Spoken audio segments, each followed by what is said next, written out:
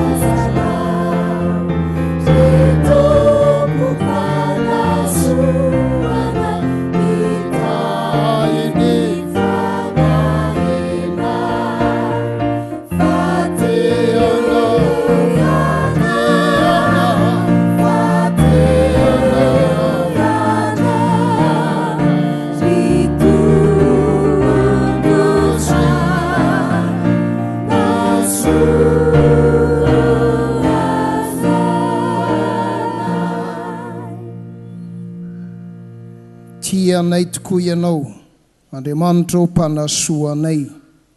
Misaotra noho ny amin'ny tontolo andro izay natrehinay ary amin'ity hariva ity mipetraka eo anatrehan'ny seza fiandriananao, ny fiangonanao, manatanteraka izao herinandro ny fianakaviana izao.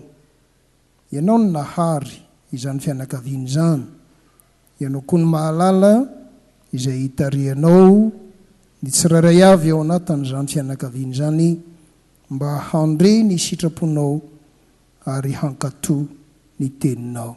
Dia mitenena indray ry Tompo fa mihaino izahay vahoakanao. Amin'ny anaran'i Kristy Jesosy izay mipetraka eo ankavananao Andriamanitra ray miara-mivavaka aminay, nanaovanay koa izany vavaka izany. Amen. Akitsika ny soratra masina arak'izay hita ao amin'ny Lioka 4:4, ny andininy 4:7 hatramin'ny 7:7, ndika toko fahenina ny andenin'ny fahenina amby efapolo hatramin'ny fahasivy amby efapolo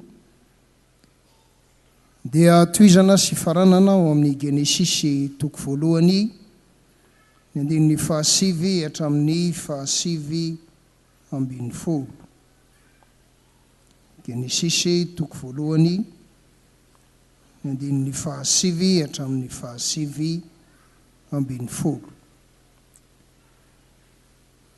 Vakina amin'ny anaran'ny Tompo izandy. O Jesoa, ary nahoana ianareo no miantso aho hoe tompoko nefa tsy manao izay lazaiko? Izay rehetra manatona sy mandre ny teniko ka mankatoa azy, dia asiako aminareo izay tahaka azy. Tahaka ny olona nanao trano izy, izay niady lalina ary nisy fanorenana teo ambonin'ny vatolampy, ary no nitondraka ny rano dia namely mafy izany trano izany ny riaka nefa tsy nahozongozona azy satria tsara fanorenana izy. Fa izay mandre fa tsy mankatoa dia tahaka ny olona izay nanao trano teo ambonin'ny tany fa tsy nanisy fanorenana, dia namely azy mafy ny riaka ka dia nirodana niaraka tamin'izay izy ary loza ny naharavany izany trano izany. Genesisy toko voalohany andenin'ny fahasivy hatramin'ny fahasivy ambin'ny folo. Ary Andriamanitra nanao hoe aoka hiangona ny rano eny ambanin'ny lanitra ho eo amin'ny fitoerana iray, ary aoka iseho ny maina dia nisy zany. Ary Andriamanitra nanao ny maina hoe tany, ary ny rano tafangona nataony hoe ranomasina, ary hitan'Andriamanitra fa tsara izany. Ary Andriamanitra nanao hoe aoka ny tany haniry ahitra sy anana mamoa ary azo fihinam-boa izay mamoa samiaraka ny karazany avy ka manamboa ao aminy eny ambonin'ny tany, dia nisy zany. Ary ny tany naniry ahitra sy anana mamoa samiaraka ny karazany avy ary hazo mamoa izay manamboa ao aminy samiaraka ny karazany avy, ary hitan'Andriamanitra fa tsara izany. Dia nisy hariva ary nisy maraina andro fahatelo zany. Ary Andriamanitra nanao hoe misy fanazavana eny amin'ny habakabaky ny lanitra hampisaraka ny andro sy ny alina, ary aoka ho famantarana sy ho fotoana ary ho andro sy taona ireo, ary aoka ho fanazavana eny amin'ny habakabaky ny lanitra izy hanazava eny ambonin'ny tany, dia nisy zany. Ary Andriamanitra nanao ny fanazavana roa lehibe, dia ny fanazavana lehibe ho mpanapaka ny andro, ary ny fanazavana kely ho mpanapaka ny alina sy ny kintana. Ary Andriamanitra nametraka azy eny amin'ny habakabaky ny lanitra hanazava eny ambonin'ny tany sy ho mpanapaka ny andro sy ny alina, ary hampisaraka ny mazava sy ny maizina, ary hitan'Andriamanitra fa tsara zany. Dia nisy hariva ary nisy maraina andro faefatra izany. Ray masino, manamasinana amin'ny fahamarinana ny teninao ny fahamarinana. Amen. Mitohy hatrany ny fandiniana sy fandalianantsika zany ny soratra masina, miompana amin'ny fianakaviana sy ny fahariana. Nambarantsika omaly fa Andriamanitra dia mahary toetra vaovao ho an'ny olona izay manaradia azy. Ary rehefa milaza izay hoe fahariana izay dia tsy maintsy mifamatotra amin'ny Genesisy toko voalohany, Genesisy toko faharoa zany, satria fahariana fiaina mpianakaviana. Hatreto sika zany raha mamaky an'ilay Genesisy mitohy teo nanomboka omaly mbola tsy noharian'Andriamanitra akory ny olombelona teo, fa efa misy fampianarana sahady omen'Andriamanitra dia ny melo mba ho fanomanana hoe efa misy fiainany ankonana, fiainana tokantrano, dia ny lehilahy ny tompon'andraikitra voalohany hitatsika tamin'ny andiny tsoratra masina maromaro a omaly a izany. Ny namaranantsika ny fampianarana omaly a ao amin'ny singa fahatelo isika, misy tokotelo mahamasana andro, dia misy singa voalohany dia nyresahantsika ny amin'ny fotoana voalohany, dia misy hoe voa, misy ny loha, dia ny faharoa dia tonga hatrany amin'ny avo zany a, dia ny singa fahatelo dia milaza an'ilay hoe ny tantara sy ny taranaka dia teny anankiray ihany, ary zava-dehibe ao anatin'ny fiainantsika kristianina indrindrandrindra ny tokantrano kristianina ny manoratra ny tantara, na ny tantaram-piainan'ny ray mpianakaviana, ny renim-pianakaviana, ny ankizy, dia ampirisihy ny tenin'Andriamanitra mihitsy mba hanao zava-dehibe an'izany. Misy fotoana nyresaka tamin'ny reo mpampianatra eny amin'ny sekoly mpiangonana na sekoly fanabeazana fototra zany a, na ny any amin'ny CG na ny any amin'ny lycée, dia samy manao fanamariana hoe tena raharaha be amin'izao fotoan'izao fa efa miamitombo isa indray a ny tsy mahay mamaky teny sy manoratra. Misy amin'ny olona aza na namaky teny sy manoratra taloha fa noho ny antony samihafa dia lasa miverina tsy mahay manoratra indray, mamaky teny mbola mety eo ihany. Ary misy amin'ireo maro amin'ireo kristianina dia fa maninona ny tonga amin'izany? Tonga amin'izany dia satria tsy nozarina hanoratra, tsy nozarina hanoratra. Ndeo raisitsika kely ny ten'Andriamanitra ao amin'ny Isaia toko fahatelopolo. Isaia toko fahatelopolo. Nao iarahantsika mamaky ny andininy fahavalo sy ny andininy fahasivy. Isaia toko fahatelopolo, ny andininy fahavalo sy ny andininy fahasivy. Vakitsika miaraka amin'ny anaran'ny Tompo sany.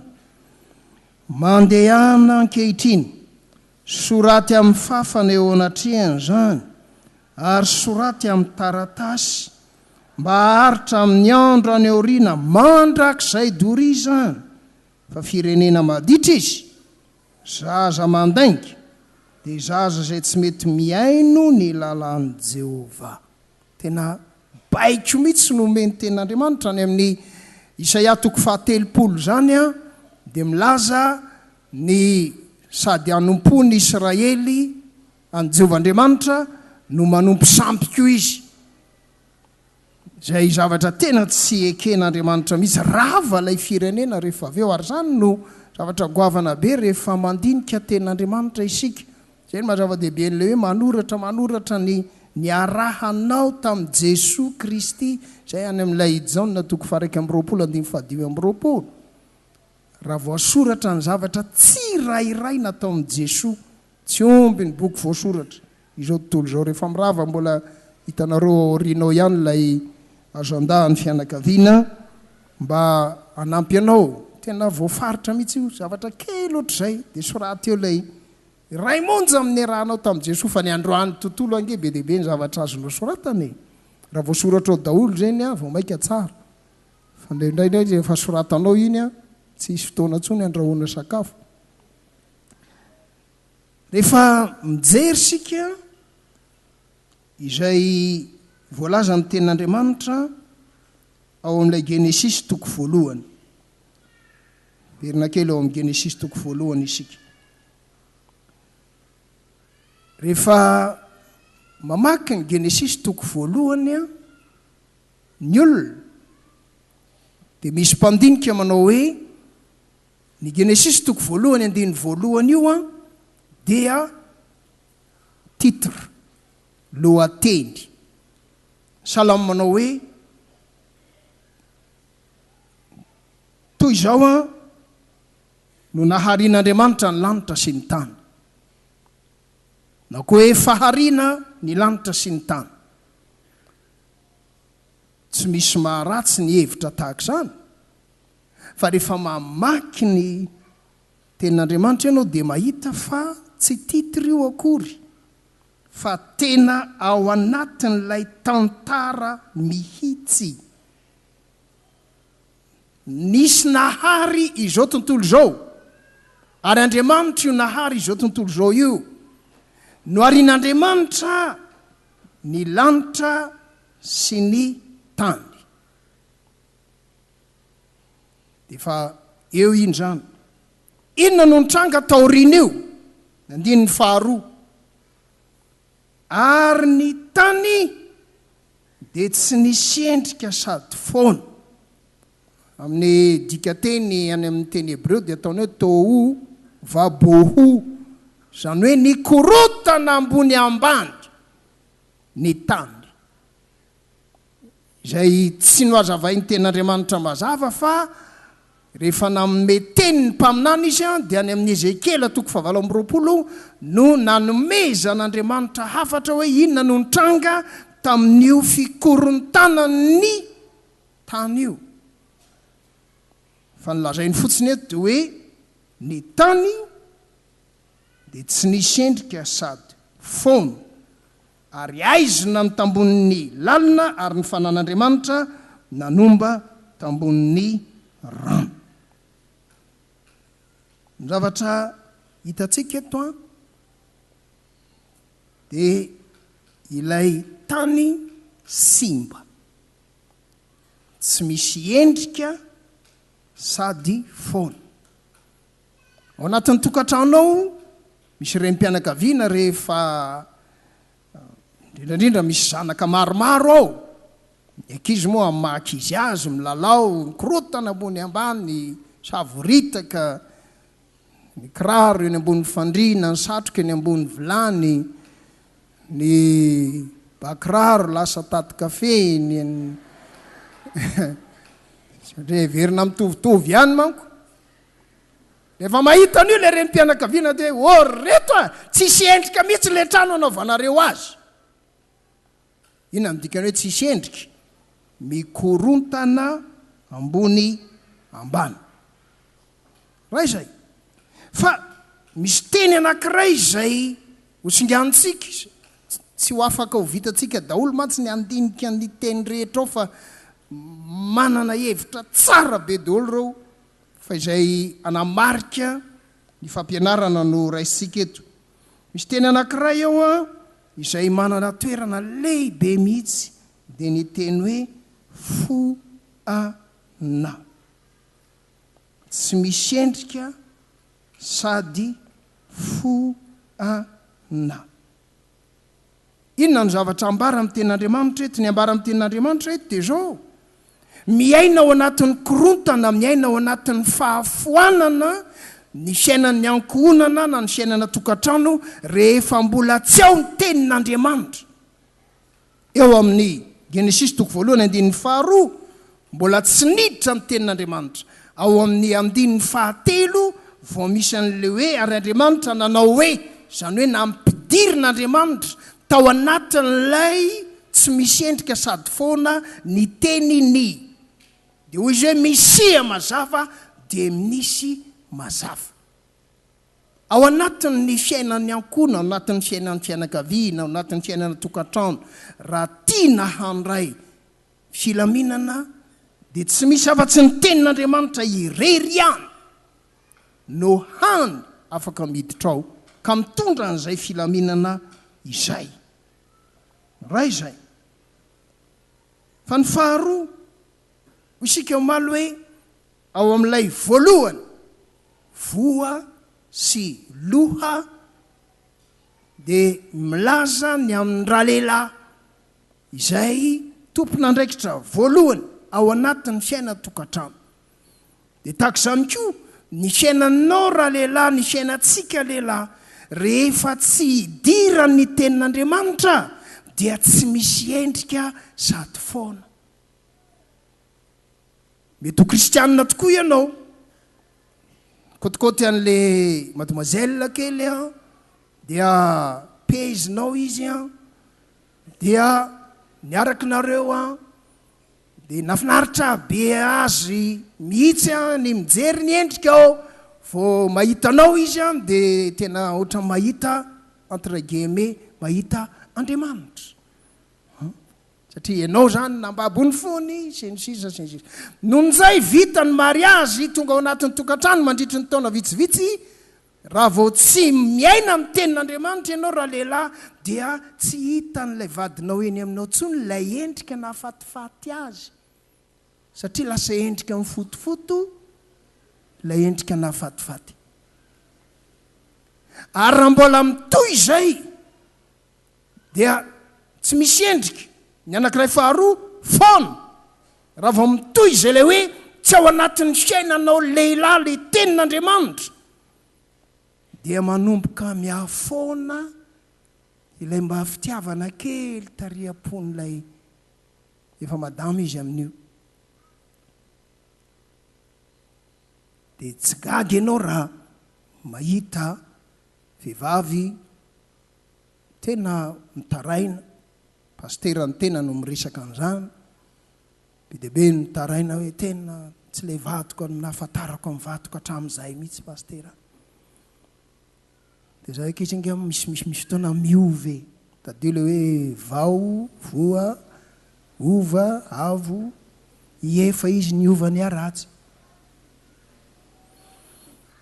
dia zaza sisa ny arahanay ao an-tranao e so ihany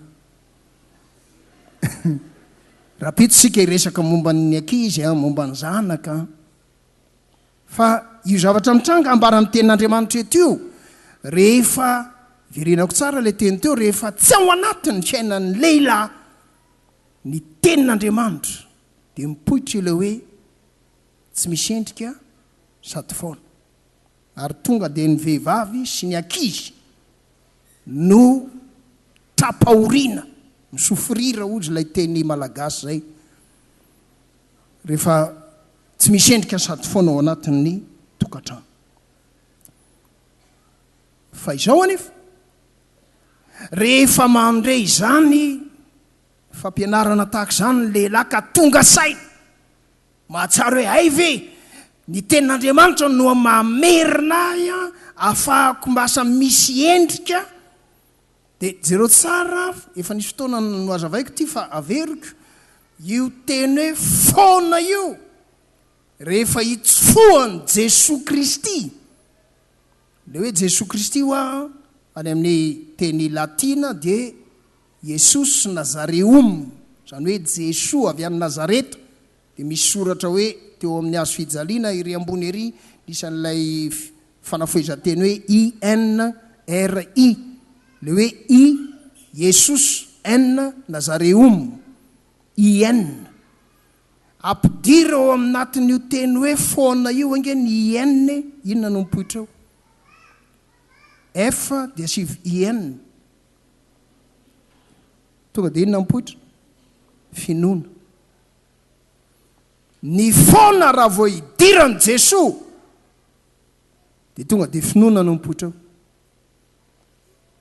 fa ny foana ny finoana zany rehefa hialany Jesosy dia foana ary matotsika namaky an'ilay lioka toko fa enina teo araka ny ampianariko tamin'ny alahady ilay tenin'Andriamanitra ho amin'ny lioka dia tsy ho an'ny lehilahy fotsiny fa ho an'ny lehilahy sy vehivavy ny finoana zany rehefa tsy ao Jesosy Kristy dia pokaty ny fiainan'ilay olona azadinoiny izay ny tenin' Jesosy Kristy ny tenin'Andriamanitra ihany no mampisy lanjany mampisy heviny ny fiainan'ny kristianina ary zay ny mahatonga an' Jesosy ilaza n'ilay hoe na iza manatona mandreny tenikio ka mankato azy dia hoarina amin'ny olona nanorina trano ka nanao fanorenana ozy teo ambonin'ny vatolampy zava-dehibe zany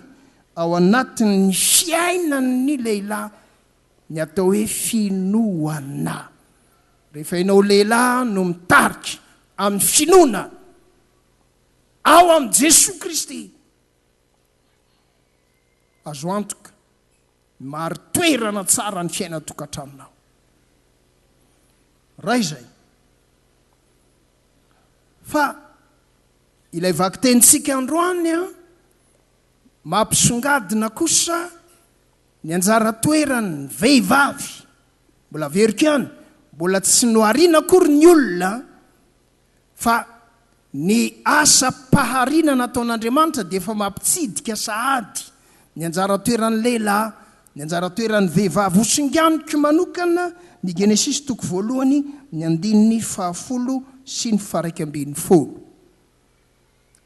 Genesis toko voalohany ny 10:10 sy ny 11. So na zay ny ten'Andriamanitra, ary Andriamanitra nanao ny maina hoe tany, ary ny rano tafangona nataony hoe ranomasina. Ary hitan'Andriamanitra fa tsara zany. Ary Andriamanitra nanao hoe aoka ny tany hanina, haniry ahitra sy anana mamoa ary azo fihinam-boa izay mamoa samy miaraka ny karazany avy ka manamboa ao aminy eny ambonin'ny tany dia nisy izany. Eto zany a eo ny tany, ary zadonona ny amin'ny Genesis toko 2, tany no namorona ny Jehovah Andriamanitra ny raha lehilahy. Genesis toko 2 ny 7 no atanao an'izay, ary vovotany volavolain'Andriamanitra dia nataony lehilahy, dia nisy raha lehilahy. Fa rehefa tao amin'ny say edena raha lehilahy, karakara ilay say edena tao, jeren'Andriamanitra tsara mihitsy. Izany karakara nampianarin'Andriamanitra izy, zao fanaovana an'ity, zao nanaovana an'ity, zao dia ry bibri zao nanaovana azy, ohatra hoe eke dia no hitan'Andriamanitra ohatra ny tsy normal le bandy. Tsara daholo ny zavatra nataon'Andriamanitra, fa misy endrika malahelo eny amin'ny raha lehilahy. Dia izy Andriamanitra hoe tsy tsara raha irery raha lehilahy. Tandremo a ao amin'ny soratra masina tsy misy filazana mihitsy ianao lehilahy no miteny hoe tsy tsara raha irery aho. Afaka miteny an'izany ianao a, fa ny dikan'izay manko ianao no lasa iangan'ny fiainana tokantrano. Hoe tsy tsara raha irery aho, alao hitadiavako mihitsy izay vatsaza ho aho. Dia mety ahazo tokoa ianao, fa mety mahazo vorontsiloza, mety mahazo kisoa, mety mahazo voalavo. Fa Andriamanitra mihitsy no milaza hoe tsy tsara raha irery raha lehilahy. Dia anaovako izy Andriamanitra no manao azy, vady sahaza ho azy izy. Dia fantatrao ny tantara nakatao latehezana izy a, dia io dia mariko tsara. Tsy tao latehezana na tany ivelany raha lehilahy no nalainy, raha tsy izay Andriamanitra dia mety tao latehezana alika na no nalainy tao dia iny namboariny. No, avy ao aminy ihany. Izany hoe ny vehivavy dia tsy afa-kory fa tena ny raha lehilahy. Inona lay tsy ampy tao amin'ny raha lehilahy tao? Le tsy ampy tao amin'ny raha lehilahy tao a tamin'ny fampianarana tamin'ny taona lasa, ny lehilahy ozintsika vanja ary ny vehivavy manja. Zay ilay resaka tamin'ny. Dia rehefa nandalo imanja dia nipoaka ny vanja. Zay mahatonga n'ilay lehilahy tsy maintsy izy no mikaoty, satria misy ihany ny vanja ao mandehandeha eny, ny tena zava-doza matetika mipoaka izy, tsy mipoaka izy ary dia mipoaka izy ary dia indraindray misy vehivavy 7, 5, 9 dia nefa rany tsy hoe lany manja fa lany vanja, dia tsy mipoaka tsony, sady tsy mipoaka ny tsy popoaka, dia mitsapopoaka sisa. Dia ary be dehibe ny tovolahy mitsapopoaka. Fa andriamanitra mihitsy ny manome andra vehivavy satria misy toetra izay efa ao amindra lehilahy fa tsy tafavoakany. Inona ilay tsy tafavoakany io? Ilay zavatra fomba fijery amin'ny antsipriany. Ny lehilahy dia manana fomba fijery mikeza be. Efa napetrak'andriamanitra ao anatiny koa ny ahafahany jery inona ny mahasamihafa ny anamalao sy ny sakamalao. Rovina natao anaty loka. Lehilahy no antaninao an'izay samy malao zany tsisy olany zany. Ny vehivavy mbola mahita hoe zao ny anaovana an'ity tsy zany ara rehefa mampiady ny mpivady zany rehefa tsy mahay mifanaraka ao amin'i Jesosy izy. Io ilay fijerena zavatra amin'ny antsipriany io. L'esthétique, la qualité ao amin'ny vehivavy no misy azy. Efa tao amindra lehilahy fa tsy hainy nanao azy. Okay, namboarin'Andriamanitra dia io raha vehivavy dia izy ny tena mahafantatra. Ity loko ohatran'izao, ity loko ohatran'izao, ity loko ohatran'izao, ty zao no mampety an'io. Rehefa andeha hivavaka tsika amin'ny alahady, tsy amin'ny alahady fa amin'ny zoma. Amin'ny zoma le Saint-Valentin, dia fa miomanomana. Dia misy raha fa mba miresadresaky nareo mivady ao. Fa le lehilahy tsy hitan'izay ho resahana. Maninona raha manao an'ilay akanjo tamin'ny mariazy tsika sy ianao? Ka ny efa nalefako any amin'ny tsena fanantenana ozy ny anankiray. Dia tsy maintsy le vehivavy no mahita hoe zao ny akanjo anaovantsika amin'io dia mba miavaka kely mihitsy. Nandray tsy mety amin'le bandy le izy fa anaovy any aloha. Mazava manaovy any aloha. Fa ity Genesis toko voalohany andiny fahasivy sy fahafolo ity dia misy fahamatorany be mihitsy amin'ny vehivavy. Zao no lazainy ten'Andriamanitra eo. Andiny fahafolo. Andriamanitra nanao ny maina hoe tany. Tany no namoronana andra lehilahy rehefa tsy eo raha vehivavy maimaina ny tanàna. Sa ahoana ry bandy? Maimaina. Na tianao na sy tianao ohatrany zany. Mba manendy ihany ianao, mba amboarina ihany ny loka atao tsaratsara. Fa jerena ny seza tsy eo madamo. Tsy mahalatsaka e. Maina.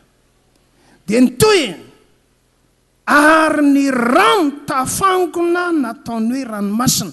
Ny ranomasina eto ao amin'ny teny hebreo tsy milaza fotsiny an'le hoe la mer, hoe rano misy sira, fa milaza ihany koa izy io loharano na milaza reny rano ngeza be.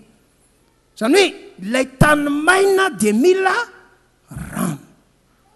Ary rehefa mba tafiditra ao anatin'ny fiainan'ra lehilahy raha vehivavy dia matsiaro mandimandina izany.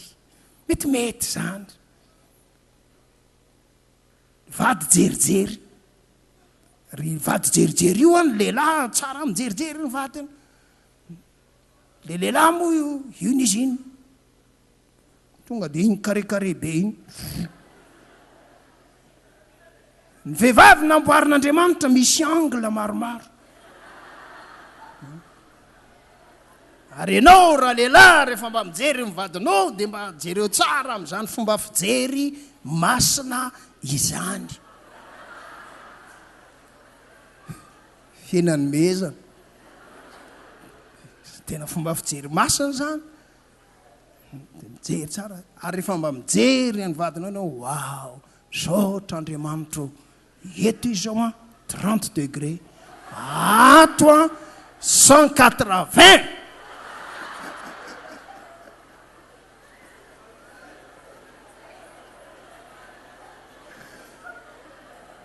Samy mijery ny anglany.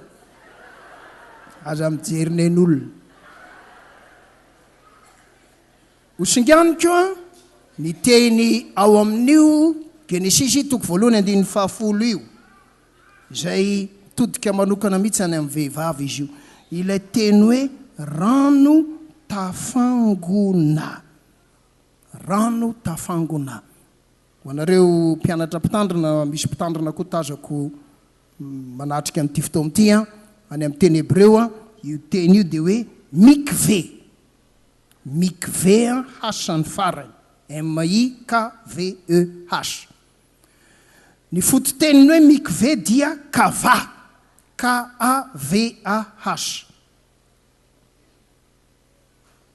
Ny dikany hoe kava zany dia loharano na koa onja samihafa.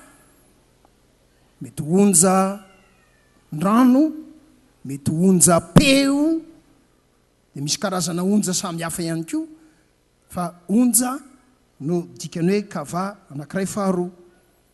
Fa misy dikany maromaro io. Misy dikany koa hoe fiainona. Ilay lazaiko anao hoe ny vehivavy ny tena aingana be aminy dia ny sofina. Ny sofin'ny vehivavy ngeza be. Ary io sofina ngeza be io ny azy mifandray aty amin'ny fony aty. Ny lehilahy ny masony azy no ngeza be. Ary io masony ngeza be io mifandray amin'ny atidohany ato. Zay. Dia zay ny mamaky an'ny lehilahy rehefa mijery izy dia ilay zavatra hitany. Ny vehivavy tsy ilay zavatra hitany loatra, ilay zavatra reny. Mahatonga ny vehivavy teny aminao foana raha lehilahy, ialahy ve mbola tiana? Fa maninona koa manontany an'izany? Efa 7 taona ny vadiana.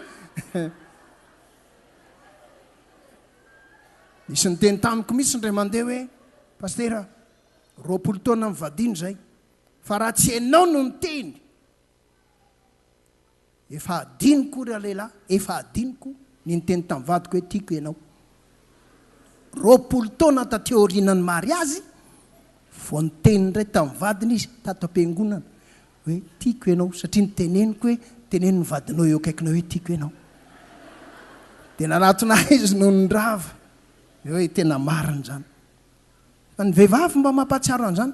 Le lehilahy mba andrasany koa ianao mba hamala azy tena mbola tiako ianao. Amin'ny teny an'izay ianao dia miverina 0 nomboka any amin'ny voalohany indray, ohatra n'le mbola tamin'le mbola psipa reny, zay zavatra rehetra hitanao vitan'le vehivavy daholo rehefa nitenenao zay mbola tiako ianao.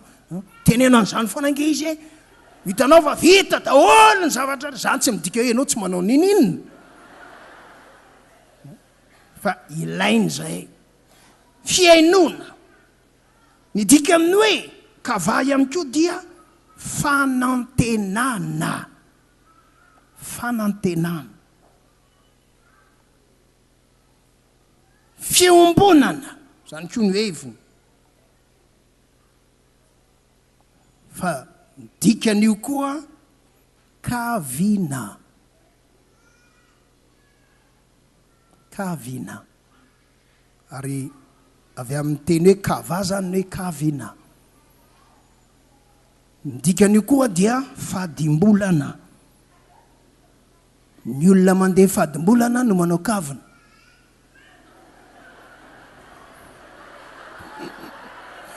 Sorry man. Ny soratra masina ny resahako aminao. Mbola anao kavina moa ianao raha lehilahy, mahireza sy mahatanjah. Fa ho avy ny fadimbolana.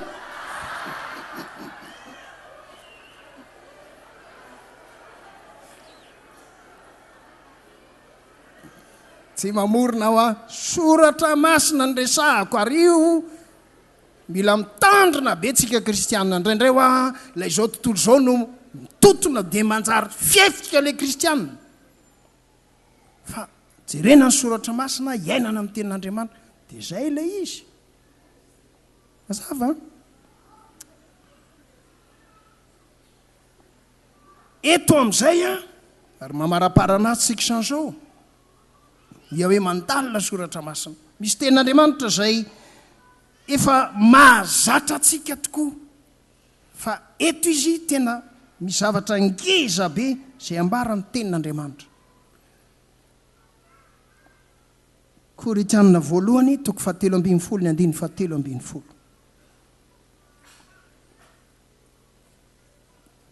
Korinthianina voalohany toko fahatelo ambin'ny folo ny andininy fahatelo ambin'ny folo efa haitsy anjery io ndao iarahantsika mamaky ihanina dia efa haitsy anjery azy amin'ny anaran'ny tompo ary ankehitriny dia ireto telo reto no mitoetra ny finoana ny fanantenana ary ny fitiavana fa ny fitiavana no lehibe amin'ireo raha vao finoana ny resahana iza no olona mifandray amin'io isika ao anatin'ny tokantrano lehilahy ny lehilahy raha vao finoana ny resahana dia ny lehilahy no mpitarika ao amin'io fanantenana ny fanantenana kosa iza no mifandray aminy ny vehivavy vao ny anarantsika teo zay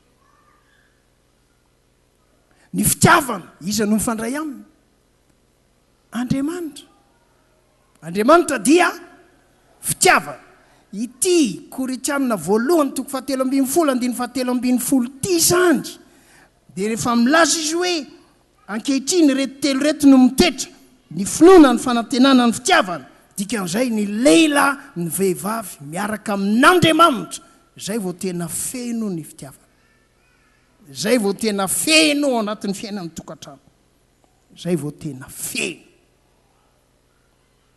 ary maro toerana tsy maintsy ary zay no ambarany amin'io ny fitiavana no lehibe amin'ireo satria ao anatin'ny fitiavana no mitoetra ny finoana sy ny fanantenana rehefa tonga any an-tranony ao dia manaova kilalao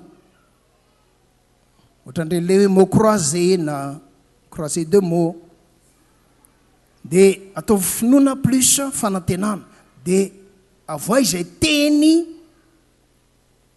avoakan'io teny anankiroa io fa anankiray amin'ny teny izay avoakan'ny finoana plus fanantenana ny teny hoe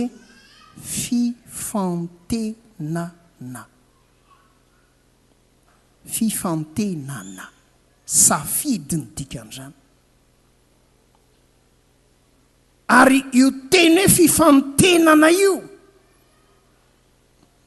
tsy hitanao anatin'ny baiboly fa ny matoateny hoe nifantina no hitanao ao ary ny ray mandeha ianatra ao anatin'ny baiboly ray manontolo no miasa amin'ny teny hoe nifantina jereo kely Matthieu toko fahatelo ambin'ny folo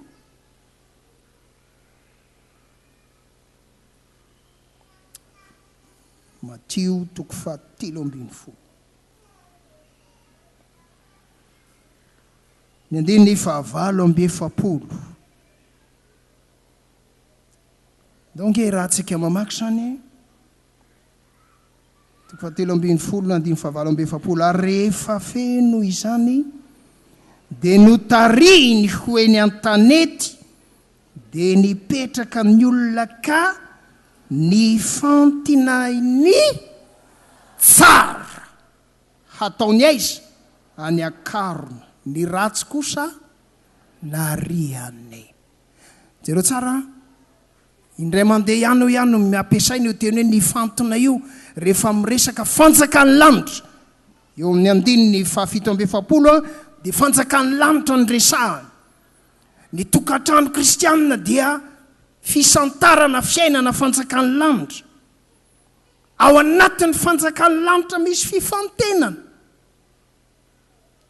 ary any amin'ny farany fiainan'izao tontolo zao dia isy fifantenana dia averiko tsara ilay teny teo amin'ny andiny fahavalo amby efapolo rehefa feno zany notarihiny hoeny an-tanety arato io dia nipetraka amin'ny olona ka nifantina ny tsara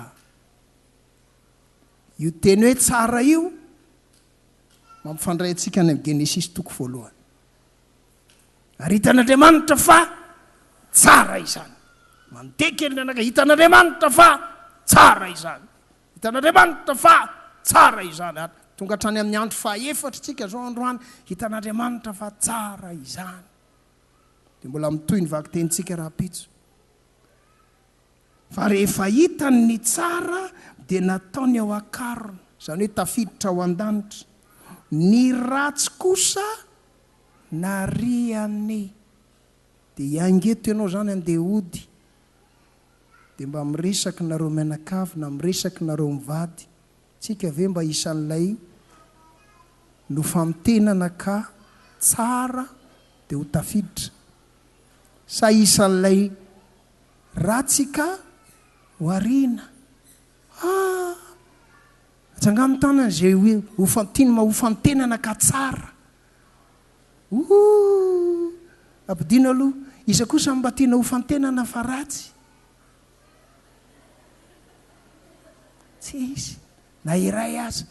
Zany hoe tsika rehetrarehetra reo zany a, tadio foana rehefa eto any miteny hoe atsangano tanana ka nanangana ianao, dikan'iny dia hoe zany zavatra resanao zany pastera ho ataoko. Andraso averina sao dia misy tsy amangana amin'izay rehefa naheno an'izay. Zay mandeha ho famitenana fa tsara atsangano dia mandeha ny tanana. Misy ela be vao miakatra. Sotranao, tehaka be ho an'Andriamanitra raitsika. Dia tehaka be koa ho anao. Satria ny safidy ny tsara ianao. Dia tazono zany. Hivavaka isika. Ny soratra masina dia milaza aminay Andriamanitra fa sady tsara ianao no mpanao ny tsara. Tsara ny lehilahy no arianao, tsara ny vehivavy no arianao, tsara ny tokantrano no arianao. Indrindrandrindra ny tokantrano voafantina ho ao amin'ny fanjakanao Andriamanitra. Akasitraka tompo fa zavatra mahagaga ao amin'ny fiainanay zany. Makasitraka fa izahay olombelona malemy mpanota rehefa mamaky ny soratra masina mandinika sy mandalina tahaka izao ataonay izao dia samy mahita ny tenanay tsiraray avy zahay ao, mahita ny fiaina tokantranonay zahay ao, kanefa tsy izany no jerenao fa ny finoana, ny fanantenana, ny fitiavana. Satria ireo ihany, ireto telo reto no mitoetra ho ianao. Ny sisan'izay tsy mitoetra, ka na ny fahalemenay na ny otanay tsisy mitoetra ao anatrehanao. Tsara ianao sady mpanao ny tsara. Raha iangeto zay dia ataovy mientanentana fatratra ho lehilahy ny finoana, ho vehivavy ny fanantenana, mampiombona anay ianao Andriamanitra fitiavana. Ho zaraina amin'ny zanakay sy ny taranakay izay ho resanay indray rahampitso. Iarovanay amin'ny asany ratsy rehetra mamakivaky ny alina mangina dia ho vavolombelonao amin'ny fitiavana hiatrika izany rahampitso izany. Ranay eo izany an-danitra ho amasinina ny anaranao, ho tonga ny fanjakanao, hatao any sitraponao mety an-tany tahaka ny any an-danitra. Menanio ny anona sazaonay ary mamelany elokay tahaka namelana izay meloka taminay. Aza mitondra anay amin'ny fakampanahy manafanay amin'ilay ratsy, anao fanjakana sy ny hery, anao voninahitra mandrakizay. Amen. Rehefa mirava, rehefa tadio ty daty androany ty, zany ianao zay afaka mividy an'ilay azan-damy fianakaviana vidio dia ao amin'ilay 11 février 2025 soraty ao hoe androany dia nanangatanana teo anatreha amin'i Jesoa ao. Zay mantsy ilay miaraka manoratra tantarany amin'ny fiarahana tamin'i Jesoa ao dia asomasoratana koa hoe ary teo akaikiko mivadiko ravoravo sy falifaly ery. Zany ilay soratana mazava ve? Ok. Ny ra fa efatra amin'ny telopolo amin'ny dimanjato ny andiny fahatelo sy faefatra no ataontsika aorian'ny tsodrano. Iara-mitsangana sika rehefa. Ho tanteraka amintsika rehetra neny tsodrano tononona amin'ny anarany tompontsika. Andriamanitra rain'i Jesosy Kristy tompontsika, Andriamanitra fitiavana ny hampanjaka finoana sy fanantenana ary fitiavana. Ao anatin'ny tokantrano misy atsika tsiraray avy. Dia ho tokantrano no harian'Andriamanitra ho vaovao ndray ny tokantrano misy atsika tsirairay. Amen.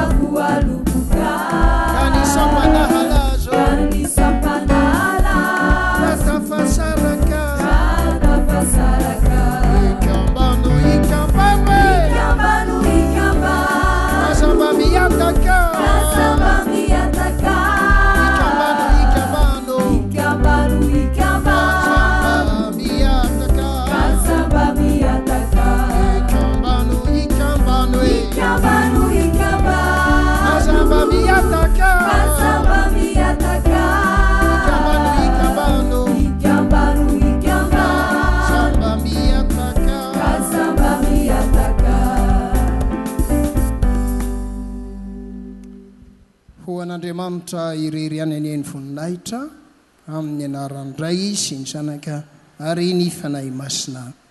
Amen.